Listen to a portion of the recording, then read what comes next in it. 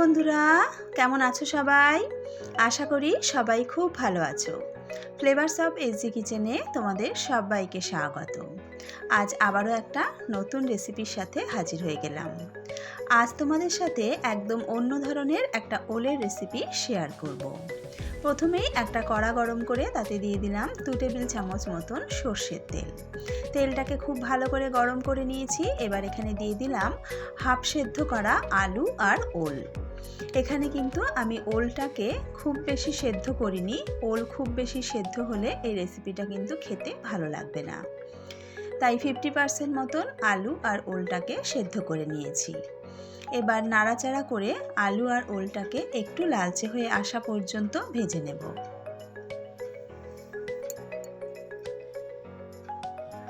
আলু আর ওলটাকে বেশ সুন্দর করে ভেজে নিয়েছি। এবার আলু আর ওলটা তুলে নেব। এবার একটা মশলার পেস্ট তৈরি করে নেব। একটা গ্রাইন্ডার জারের মধ্যে নিয়ে নিলাম 1 টেবিল চামচ মতন কালো সর্ষে, সাথে দিয়ে দেব 3 টেবিল চামচ সাদা সর্ষে। আমি এখানে কালো সর্ষেটা একটু কম ব্যবহার করেছি, কারণ অনেক সময় কালো সর্ষের জন্য রান্নাটা তেতো হয়ে যেতে পারে। দিয়ে দিলাম 1 টেবিল চামচ পোস্তদানা, সাথে দিয়ে দেব 2 টেবিল চামচ ডেসিকেটেড কোকোনাট বা নারকেলের গুঁড়ো। তোমরা চাইলে কিন্তু এখানে ফ্রেশ নারকেল কোড়াও ব্যবহার করতে পারো। দুটো বড় বড় সাইজের কাঁচা লঙ্কাকে ভেঙে দিয়ে দিলাম। এই লঙ্কাগুলো একটু ঝাল, তাই আমি এখানে দুটো লঙ্কা ব্যবহার করেছি। তবে ঝালটা কিন্তু অবশ্যই তোমরা তোমাদের স্বাদ অনুযায়ী ব্যবহার করবে। এবার এর মধ্যে দিয়ে দেব স্বাদ মতো নুন। সর্ষে বাটার সময় যদি একটু নুন দিয়ে দেওয়া যায় তাহলে কিন্তু তেতো ভাবটা হয় না।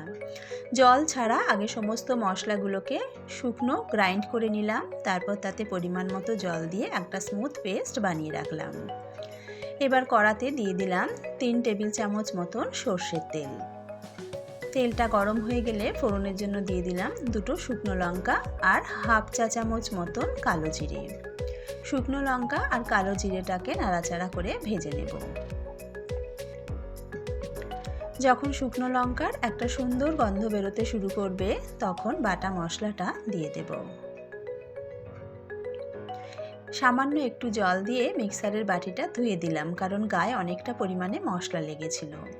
এবারে মশলাটাকে ভালো করে কষিয়ে নেব।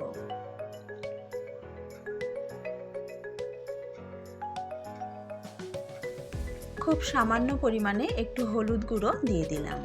এই রান্নাটা একটু সাদা সাদা হলেই কিন্তু দেখতেও ভালো লাগে, খেতেও ভালো লাগে। আবারও ভালো করে নাড়াচাড়া করে মিশিয়ে নিয়ে তেল ছেড়ে আসা পর্যন্ত মশলাটাকে খুব ভালো করে কষিয়ে নেব।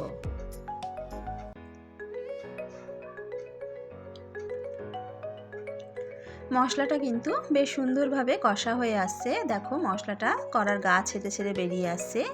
এবার এর মধ্যে ভেজে রাখা আলু আর ওলটা দিয়ে দিলাম। মশলার সাথে আলু আর ওলটাকে ভালো করে মিশিয়ে নেব। গ্যাসের আগুনটা মিডিয়ামে রেখে আলু আর ওল দিয়ে মিনিট খানেক ভালো করে কষিয়ে নেব। ওল আলু ভালো করে কষিয়ে নিয়েছি। এবার দিয়ে দেব পরিমাণ মতো জল। এই রান্নাটা কিন্তু খুব বেশি পাতলা ঝোল হবে না, একটু গা মাখা মাখা হবে, তাই আমি এখানে হাফ কাপ মতন জল ব্যবহার করেছি। জলটাকে খুব ভালো করে নাড়াচাড়া করে মিশিয়ে নিয়েছি। এবার লো আঁচে চাপা দিয়ে 5 মিনিট রান্না করে নেব। 5 মিনিট পর চাপাটা তুলে নিলাম। একবার ভালো করে নাড়াচাড়া করে নেব। আলু আর ওল তো আমাদের আগে থেকে হাফ সেদ্ধ করাই ছিল, আর এখন কিন্তু আলু আর ওল খুব ভালো মতন সেদ্ধ হয়ে গেছে। এই সময় দিয়ে দিলাম হাফ চা চামচ মতন চিনি, আর দিয়ে দেব ওপর থেকে একটু কাঁচা সর্ষের তেল। সর্ষে বাটার রান্নায় যদি একটু কাঁচা সর্ষের তেল ব্যবহার করা যায় তাহলে কিন্তু স্বাদটা খুব ভালো হয়। এবার ভালো করে নাড়াচাড়া করে মিশিয়ে নেব। আমি যেহেতু কাঁচা সর্ষের তেল ব্যবহার করেছি তাই আলাদা করে আর ধনেপাতা ব্যবহার করলাম না। তবে তোমরা যদি কাঁচা সর্ষের তেল পছন্দ না করো সেক্ষেত্রে ধনেপাতা কুচি ব্যবহার করতে পারো।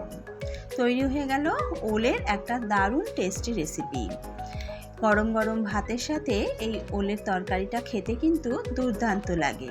আমি এখানে আলু আর ওল দিয়ে করেছি, তবে তোমরা চাইলে কিন্তু শুধু ওল দিয়েও এই রান্নাটা করতে পারো, খেতে কিন্তু দুর্দান্ত হয়। আমার আজকের এই রেসিপিটা তোমাদের কেমন লাগলো অবশ্যই কিন্তু কমেন্টস করে জানিও। যদি ভালো লেগে থাকে বাড়িতে এই রেসিপিটা অবশ্যই একবার ট্রাই করে দেখো। ভিডিওটা যদি ভালো লেগে থাকে তাহলে একটা লাইক করে দিও, শেয়ার করে দিও বন্ধুবান্ধবের সাথে। আমার নতুন বন্ধুদের কাছে অনুরোধ রইল চ্যানেলটা সাবস্ক্রাইব করে পাশে থাকার জন্য। আজকের ভিডিও এখানেই শেষ করছি, আবারও হাজির হয়ে যাব একটা নতুন রেসিপির সাথে।